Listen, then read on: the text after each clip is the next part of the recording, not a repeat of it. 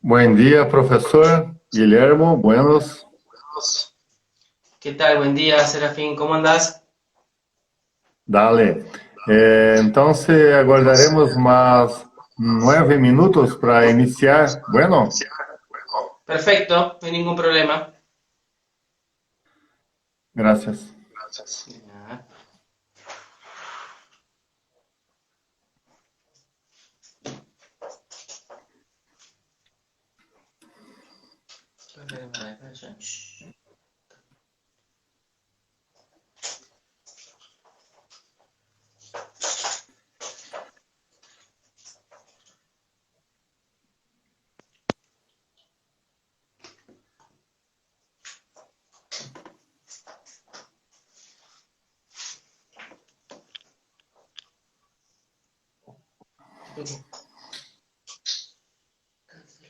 Acá no. Cancelar.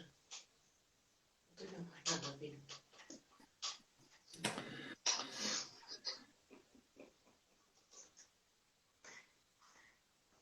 Es más que nada para que te quede la voz. Súmate. Por acá, volví. Vamos.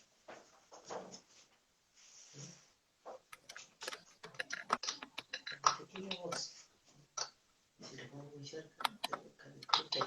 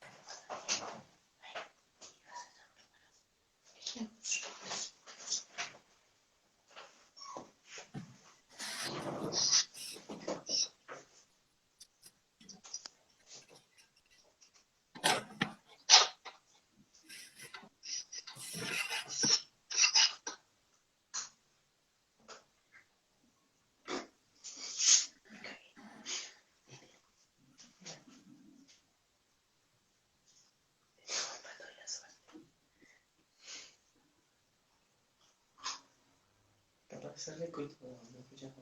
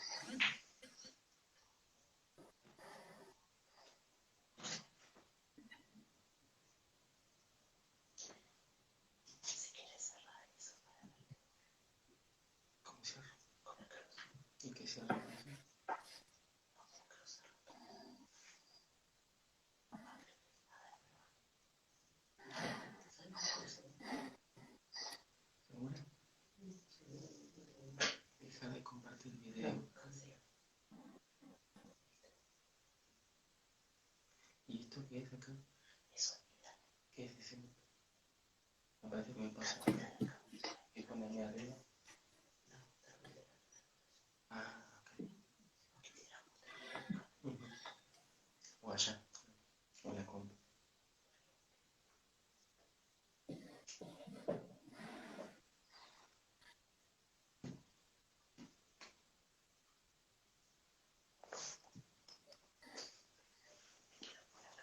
Un segundito te tengo.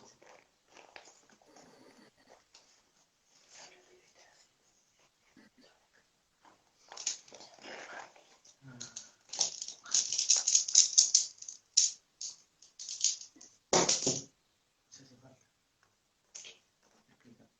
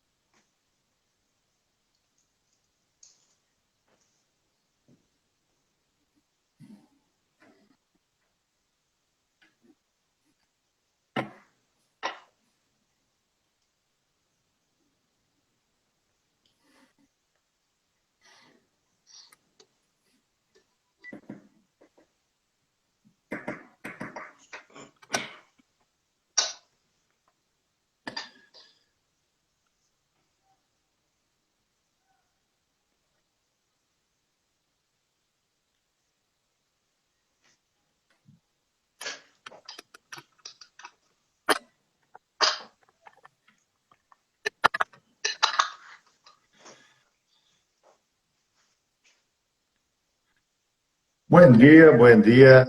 ¿Estás listo, profesor Guillermo? Bueno, primeiramente, eu vou fazendo uma apresentação deste projeto. É uma charla com o professor Guilherme Gonzalez. O professor Guilherme Gonzalez, juntamente com a Universidade Nacional Arturo Jaurete, também o NLP, Universidade Nacional de La Plata, e também as instituições dos quais o professor Guilherme trabalha. É professor também de ensino técnico. E temos hoje uma presença especial, especialmente com as discussões voltadas a ensino técnico e também a professorado. Bem, eu tenho um tempo para fazer sua apresentação. Eu agradeço a todas as pessoas que estão agora participando desta charla e gostaria que invitasse mais pessoas para que pudéssemos aproveitar melhor ainda este conteúdo. Também alguns recados antes de iniciarmos. A lista de presença das pessoas nessa charla serão através de um print da sua presença acá. Bueno, então, se alguém tiver dúvida sobre a lista de presença, você pode comunicar, você que está participando agora, junto conosco,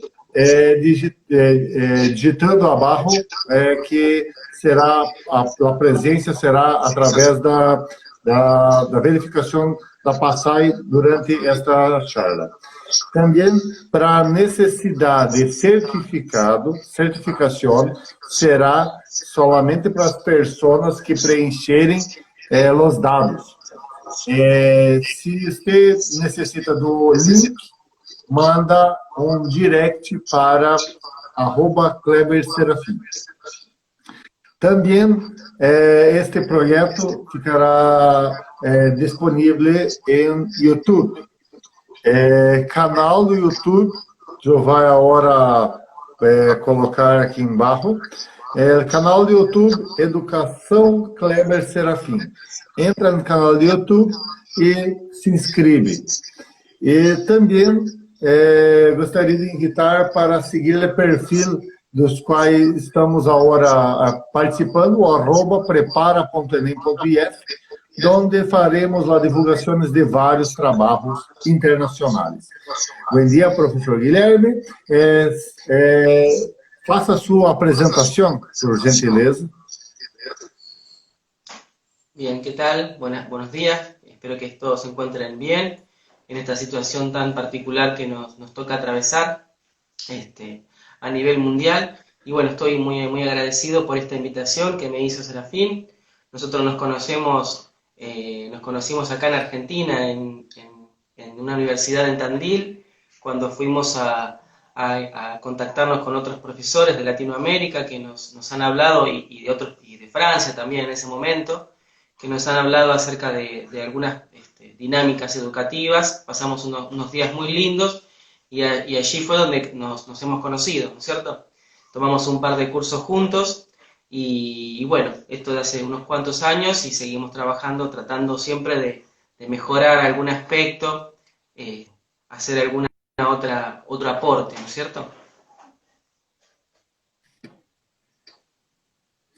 Eu tenho uma sugerência de perguntas para fazer um encaminhamento da charla. Se possível, eu vou fazer as perguntas e então nós vamos fazer um encaminhamento.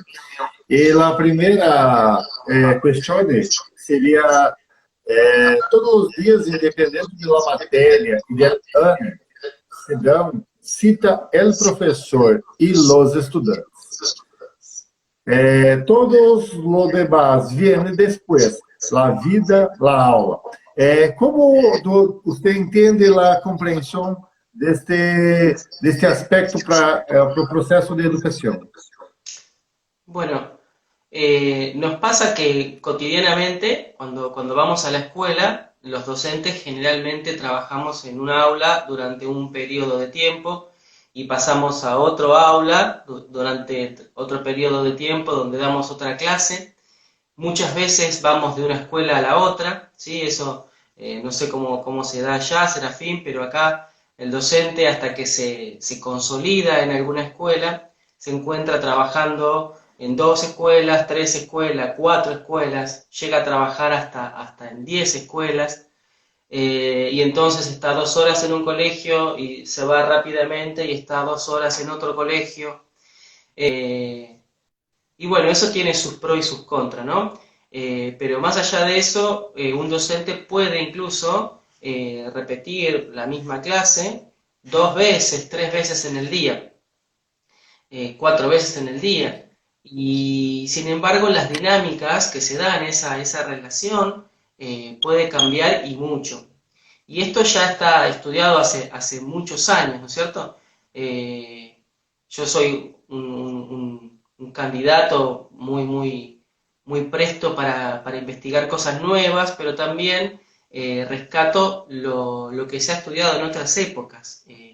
Y no significa que todo lo que tiene un par de años ya es viejo y por lo tanto es obsoleto, ¿sí? No sirve más. Por el contrario, de todo se puede aprender. Y en estas cuestiones se había estudiado esto de la dinámica, ¿no es cierto?, de la vida del aula, como una unidad independiente que tiene su propia gestión y su propia forma de ser. Y esa gestión, su propia forma de ser, se establece entre los estudiantes y el profesor. O sea, los profesores, o sea, no somos los mismos en la misma materia, aunque demos la misma materia el mismo día. O sea, tenemos un tipo de ánimo y predisposición con un curso y ese ánimo y esa disposición se cambia a otro tipo de forma de comunicarnos con otro curso. ¿Y eso de qué depende? Y depende de la interacción que se dan entre los estudiantes y el profesor. Entonces, los propios alumnos saben que no se comportan igual con un profesor que con otro, y con algunos son más plásticos, con algunos son más flexibles, con algunos son más revoltosos, con algunos son más activos, y eso también nos pasa a nosotros. Entonces, algo de lo que soy partícipe es de hacer de la enseñanza algo desnudo, tratar de ir al aula y explicarles. La idea de enseñar esto de esta manera es este propósito y este propósito y este propósito. En otra época se utilizaba más un formato de ir y dar una clase y listo, digamos. Y había condiciones que se guardaba el profesor que no las revelaba de por qué hacía eso. Yo soy partícipe de contarles a los estudiantes que por qué aplico esa dinámica para poder trabajar con ellos, o sea, hacérselas saber y entonces poder construir esa dinámica entre los dos, entre los estudiantes y en este caso el profesor, el docente. Por eso es que para que funcione bien una estructura áulica hay que poner de los dos lados, hay que poner del lado del profesor y hay que poner del lado del estudiante. Y esto es algo fundamental. Cuando vos me invitaste a hablar acerca de la importancia de las prácticas en la escuela técnica, una de las condiciones más importantes es el posicionamiento que tiene el estudiante frente a lo que va a aprender. Y eso es muy importante. Y te voy a dar un ejemplo muy claro que yo lo he vivido a lo largo de los años. A veces daba clases particulares en mi casa, entonces venía un estudiante y tenía que rendir un examen, entonces yo le daba las pautas y hacíamos los ejercicios y me decía, ¡ah! Sos un genio, gracias, ahora entendí el tema, porque mi profesor me tiene idea y entonces él me la hace todo difícil y yo no entiendo nada. Y se iba contento, rendía bien, después te traía una torta de regalo. Entonces yo me sentía contento y con eso que le había explicado, con ese formato, iba a mi propia clase y explicaba lo mismo, con la misma intención, con la misma energía, pero ya no funcionaba más. ¿Y por qué no funcionaba más? Porque ya era yo el profesor titular, el profesor a cargo de esa materia. Y eso se notaba y se notaba mucho. Ya la cara de que no me comprendían estaba puesta antes que yo entre al aula. Ya era la cara que me correspondía. Si era el profesor de física, al profesor de física le corresponde esta cara porque él genera esta sensación. Esa sensación es subjetiva. Tiene que ver con el posicionamiento del que aprende. Entonces, mismo alumno, misma edad, mismo tema, pero cuando él me toma como profesor particular me entiende y cuando él me toma como profesor de la materia no me entiende. Y eso tiene que ver con la predisposición mental que toma el estudiante frente al conocimiento, con esa actitud que toma frente al conocimiento. Por ese motivo, con esta anécdota del profesor particular, lo que quiero tratar es esto, que el aula sea dinámica y sea productiva depende, como es lógico, de la profesionalidad del docente que está a cargo, porque es un profesional de la educación, pero que se efectivice como un producto que se apropie el estudiante, depende del estudiante. Y eso no se puede imponer, se puede conseguir y es más fácil conseguirlo cuando uno lo va comentando. En este caso yo trato de hacérselo visible para que ellos puedan jugar con esa predisposición mental, ¿sí? Que uno va ahí con el propósito de que aprendan. Acá durante mucho tiempo, en Argentina, y no sé allá, se utilizó como conectado la frase proceso de enseñanza-aprendizaje. Y el proceso de enseñanza-aprendizaje no es un proceso, son dos procesos, ¿sí? El proceso de enseñar es una actividad mental, es una herramienta que pone en juego el que enseña. Las estrategias didácticas buscan con una como con la intención de que el alumno aprenda. Pero él puede jugar este lado, el de enseñar y poner en el medio herramientas de aprendizaje. Pero claramente eso cuando se encuentra con el otro ser humano, que es el que aprende, las estrategias que despliega el que aprende son las que hacen que esa información se transforme en algo propio. Entonces, el proceso de enseñar se encuentra en el docente, pero el proceso de aprender se encuentra en el estudiante. Y muchas veces hay como esa idea asociada en forma directa. Si enseño, aprende. Si no aprende, se enseñó mal. Y en realidad son dos situaciones diferentes, ¿sí? Y tanto el docente como el estudiante es bueno que la puedan explorar por separado. En la escuela técnica es importantísimo que el estudiante tome acción en su aprendizaje. ¿Por qué? Porque justamente en la escuela técnica, con la cantidad de materias que tienen y la carga horaria que tiene tan elevada, no tendría sentido invertir todo ese tiempo si no pudieran conseguir algo útil y algo profesionalmente productivo. Hablemos de laboratorios, por ejemplo. ¿Cómo yo puedo ingresar a un laboratorio? No es lo mismo la intención de hacer un ejercicio numérico y devolver un resultado, porque así lo dice la calculadora, a resolver un ejercicio, una situación numérica, y entregar ese resultado para que continúe funcionando una planta productiva, ya sea para corregir alguna reacción química o para aumentar la temperatura, bajar la presión, ¿sí? Y eso, ¿cuándo ocurre ese clic? En las escuelas de Argentina, el programa de formación de técnicos tiene asignado 200 horas anuales en los últimos 2 años para lo que se llama la práctica profesionalizante. Esa práctica profesionalizante es una práctica que se suele dar en una fábrica o laboratorio local a la escuela, y allí hacen sus experiencias profesionales.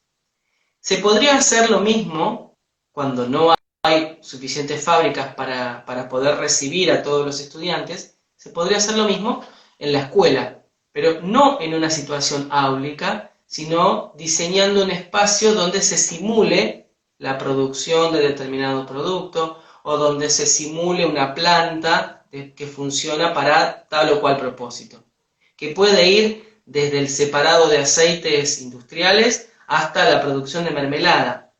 No es importante la profundidad conceptual del tema, pero sí es importante que el estudiante despierte su propio compromiso con lo que está haciendo. Y es como que la escuela tradicional genera como la evaluación es el propósito de estudiar. Entonces, si aprobé, suficiente. Aprobé, suficiente. Pero en situación real no existe eso. Existen problemáticas que emergen. Se paró la planta, se pinchó una manguera, se sobrecalentó un motor. Entonces es ahí donde el estudiante tiene que hacerse cargo, en base a lo que aprendió, hacerse cargo de esa situación. Eso es lo que se conoce como una revisión de su propia manera de accionar, su propia manera de pensar la problemática a partir de las herramientas que tiene. Eso, en resumidas cuentas, tiene el nombre de aprendizaje metacognitivo.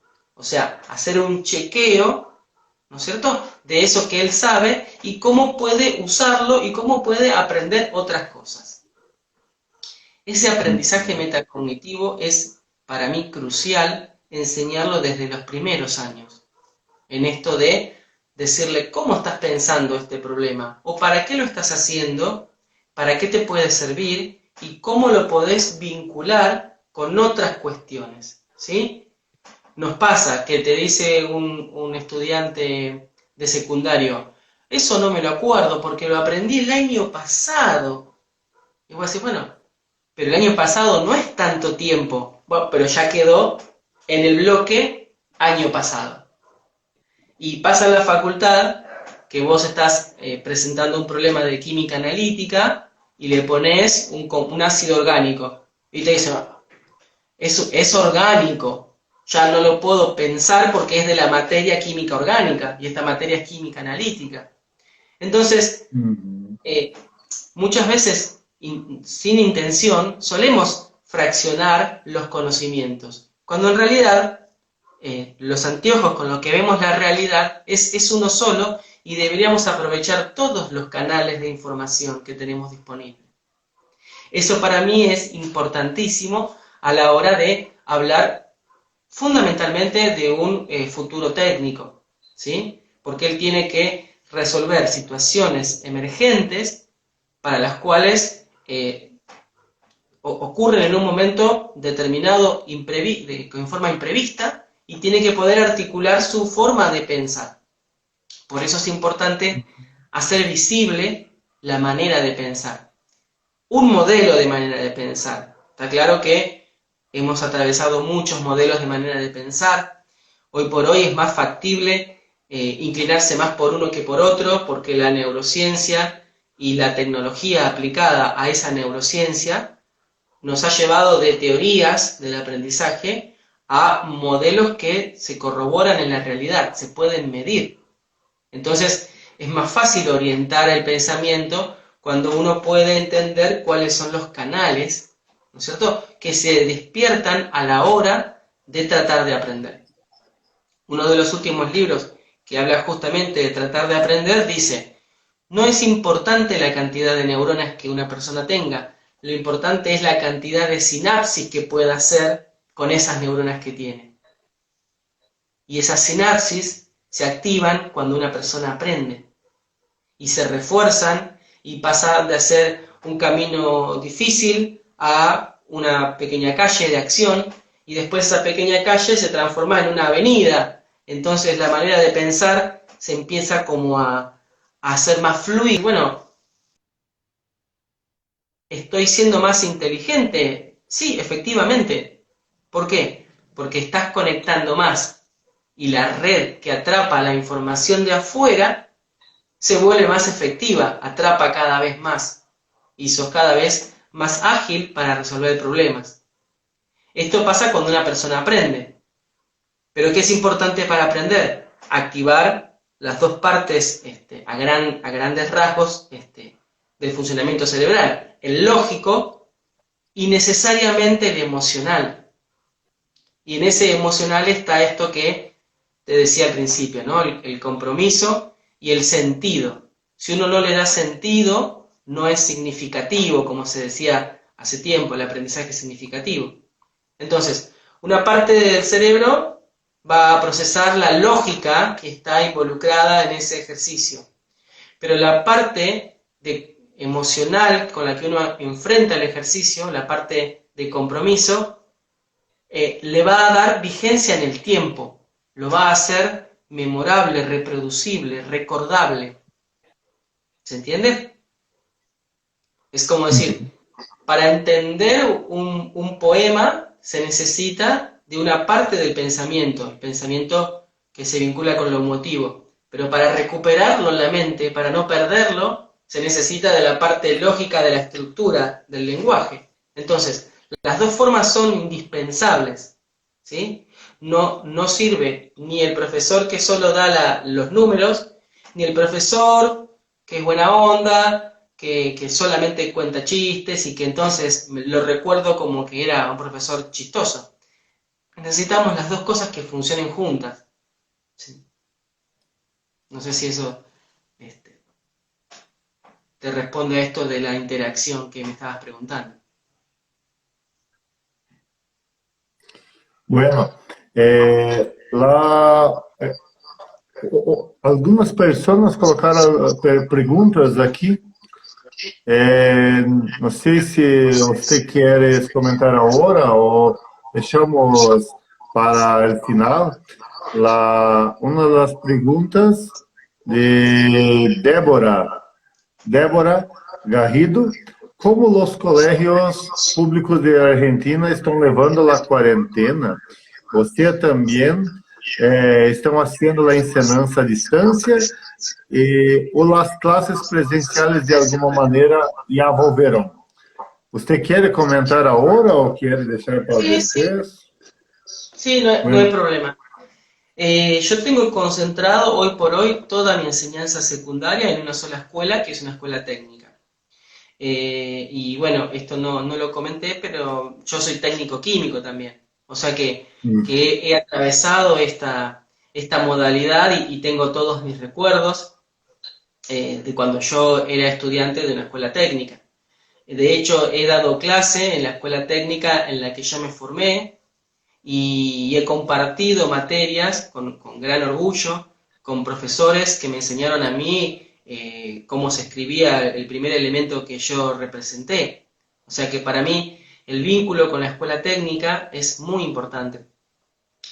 Hoy por hoy yo puedo hablar acerca de mi propia experiencia en la escuela técnica. Tengo 25 horas en una escuela técnica, tengo 7 cursos, y en esos 7 cursos a su vez tiene subgrupos, y tengo la mitad del tiempo en materias teóricas y la otra mitad en materias prácticas.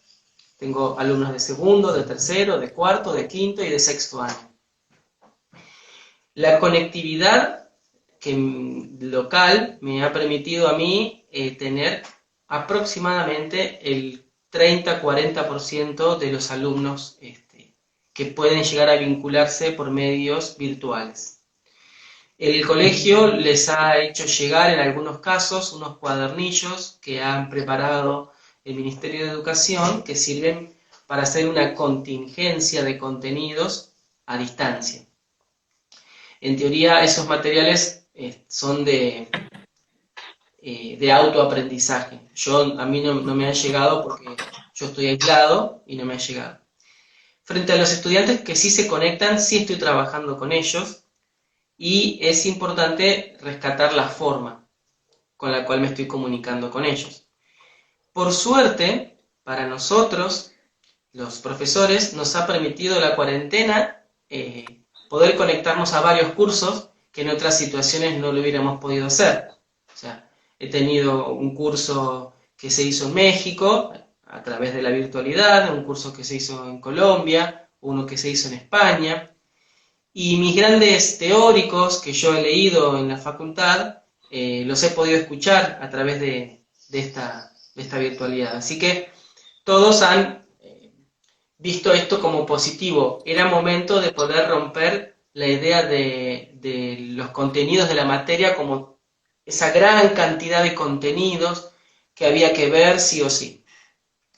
Era como que no le podías dedicarle tiempo a algo porque tenías que sí o sí pasar a otro tema. Ahora eso quedó eliminado y tenemos mayor libertad de acción los docentes. Entonces estamos como chico con juguete nuevo. Entonces ahora, ¿qué puedo hacer? Y lo importante es separar lo que es deseable que aprendan de lo que es imprescindible que aprendan. Y en eso de lo que es imprescindible que aprendan, uno cuando mira el curso y habla con los estudiantes se da cuenta claramente qué es lo imprescindible que aprendan. Entonces, las clases están basadas en eso.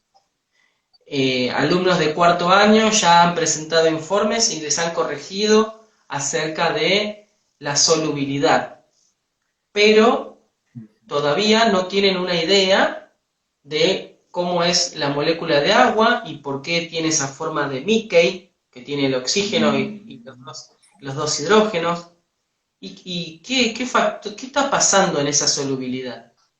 Entonces, frente a este tipo de disparadores de preguntas, hemos estado trabajando con distintos cursos, con distintas temáticas, donde la pregunta que nos lleva a trabajar y a investigar no tiene que ver con un título que el profesor pone en el pizarrón. Hoy vamos a hablar de tal tema, por ejemplo. Con los alumnos de cuarto año hemos visto, yo particularmente vi un capítulo de Netflix de una serie que habla de la salud y de las empresas y de los negociados que hay detrás de la salud, y me gustó un fragmento de una persona que se aplica todo el tiempo en el cuerpo aceites esenciales y termina haciéndose daño. Ese fragmento tiene 1 minuto y 2 minutos.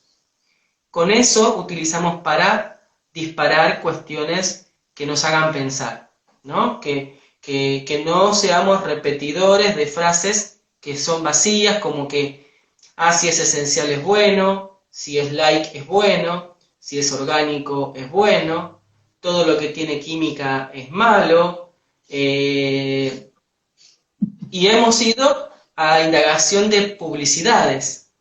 Yo he visto muchas publicidades que me han llamado la atención cuando era chico, siempre me llamaba la atención, por ejemplo, acá había una publicidad de una bebida que tenía sales minerales y decía, Gatorade calma la sed profunda. Así. Entonces, yo era adolescente y pensaba, ¿no? Cuando yo tenía sed, decía, ¿tendré sed o tendré sed profunda? Ya se me había generado una diferencia de tipo de sed. Yo ya no sabía si tenía sed o tenía sed profunda. Y así las publicidades nos venden sus productos a través de frases que uno podría analizar. En este caso, el disparador fueron aceites esenciales y de ahí fuimos a investigar. En ese investigar ocurre el aprendizaje, ¿sí? Cuando uno investiga y relaciona contenidos de la materia con la vida cotidiana, con la vida de todos los días, es ahí donde se consolida eso y se vuelve una forma de pensar. Nos es cada vez más difícil tratar de generar formas de pensar cuando el medio en el cual estamos siempre nos bombardea con formas de pensar y termina posesionándose y dándonos a nosotros lo que tenemos que decir, ¿sí? Desde el cartel de McDonald's que uno lee, me encanta, me encanta, me encanta, me encanta, y uno dice, me encanta, pero son formas de programación, algunas más fáciles de ver y otras no. Pero las personas que aprenden ciencia tienen esa responsabilidad de tratar de aprender de la forma más crítica posible. Porque otras personas que no aprenden ciencia idealizan a las personas que aprenden algún tipo de ciencia, ya sea química, física, biología, ¿sí? Cuando uno habla de un científico, todos los chicos te dibujan a una persona como Einstein, ¿sí? Tipo loco. Pues no todos son así. Uno puede hacer ciencia y no ser una persona anciana, de pelo blanco o disparatado. Sin embargo, tienen esa idea de ciencia. Y entonces uno tiene que hacerse cargo de que las personas idealizan lo que uno sabe y a veces te preguntan cosas que no sabes y opinas sin saber. Me dijeron que este producto para la rodilla es bueno. No sé, no soy médico, no te voy a decir que si es bueno o no es bueno. Pero estudias química. Sí, pero eso no es mi competencia. Entonces uno tiene que ser cuidadoso con eso y el estudiante tiene que aprender a ser crítico con eso. Porque si no, repite lo que se escucha, se ahuma, ¿no es cierto? Cuando uno atraviesa un lugar que está lleno de humo, por más que no tenga contacto, se ahuma. La realidad es así, te ahuma con ideas y terminás repitiendo lo que otros dicen. En ese sentido, las clases las llevo con ese propósito, ser críticos. De acá a la semana que viene vamos a buscar tal información y hacemos en conjunto la lista de lo que vamos a buscar. En conjunto hacemos la lista de objetivos, porque si no son mis objetivos, no son los objetivos de ellos. Entonces, aunamos la idea de objetivos y avanzamos con eso. Bueno, aí também, se alguma pessoa tiver alguma pergunta, puede escribir aquí embaixo que na medida de la... Ó, eu tenho que corrigir, acá está internacional. Bueno, bueno, graças, Luiz. Só mais um recado. Volto à la lista de presença somente com a live ficará salva e eu confiro depois a presença de você. Para quem necessita de certificação, será através da inscrição no link. Manda um direct que eu envio para você. E também a live ficará salva em Educação YouTube. Educação Kleber Serafim. Só fixar o comentário. Alguma dúvida e alguma pergunta, escreve aqui embaixo. Eu tenho, dando prosseguimento, as perguntas disparadoras, orientadoras deste processo, como os estudantes podem potencializar os professores neste momento de pandemia? Bien. Nosotros con un equipo de trabajo empezamos a dar las clases en la facultad y habíamos estado trabajando durante las vacaciones de verano acá acerca de un cambio, ¿no es cierto?, en la guía de estudio de la facultad de Florencio Varela, la Facultad Nacional Arturo Jauretche.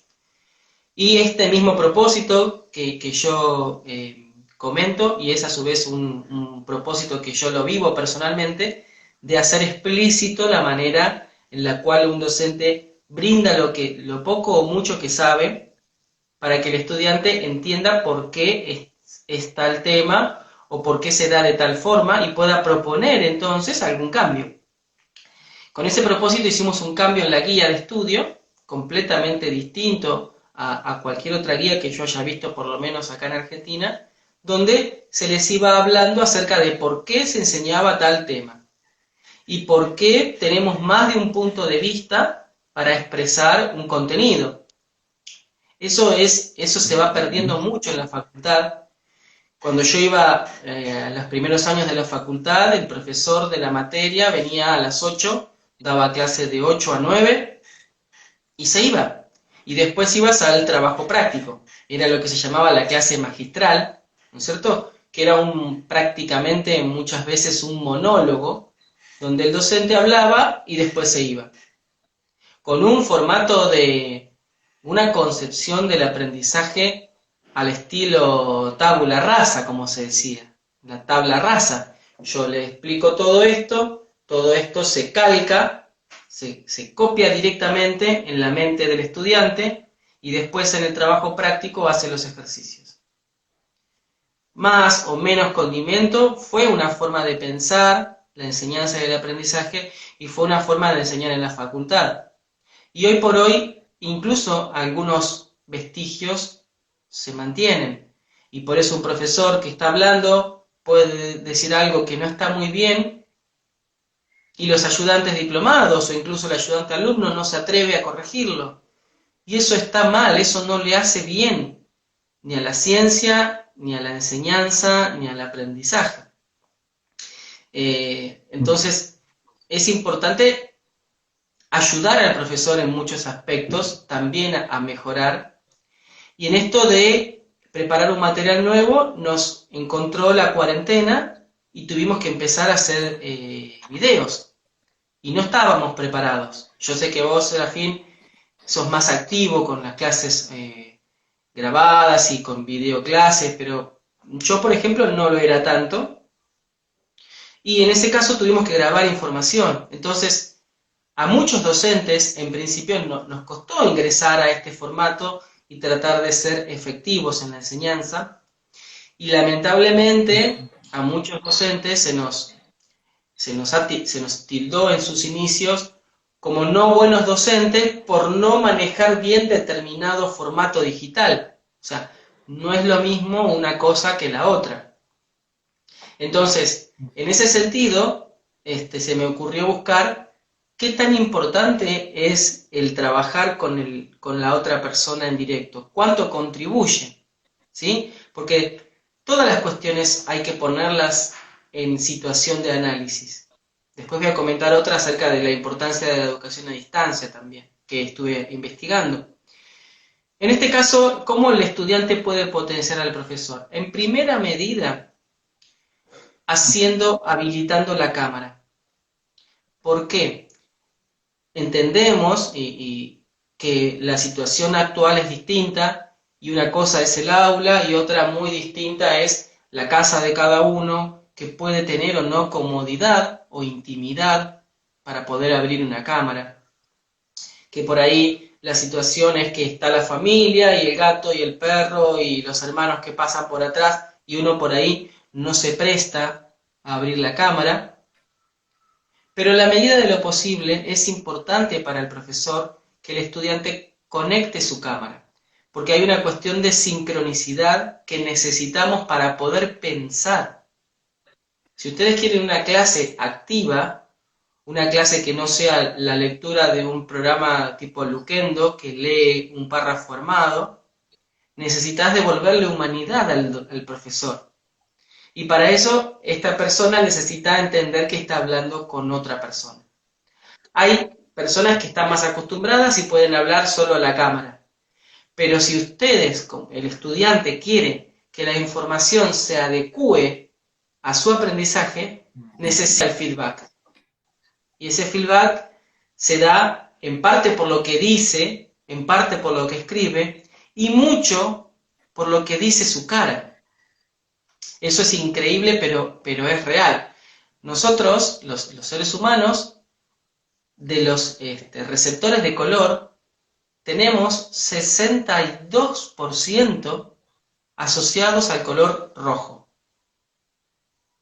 Después tenemos un 34% asociado al color amarillo. Y solo nos queda un 4% para toda la gama de colores restantes. Entonces, ¿es importante para nosotros el color rojo? Es tremendamente importante. Una señal, un triángulo rojo con un signo de admiración en color amarillo, nos capta el 96% de la atención. Históricamente se ha dicho que eso tiene que ver con las frutas maduras que nos ha permitido, o las frutas venenosas, pero un ananá o un kiwi no es ni rojo ni una banana. Bueno, la banana sí, la banana es amarilla, pero un kiwi no es rojo ni es amarillo. Otras teorías dicen que tiene que ver con la lectura del flujo sanguíneo del rostro.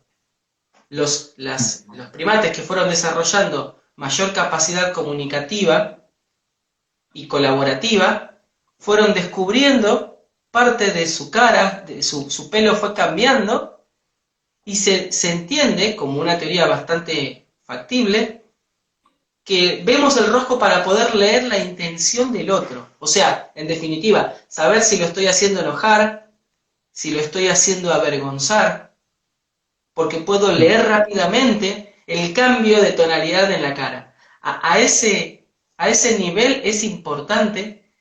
Fue importante para nosotros desarrollarnos como sociedad, leyendo la intención en el cambio de la irrigación de la cantidad de oxígeno en sangre. Es tremendamente llamativo.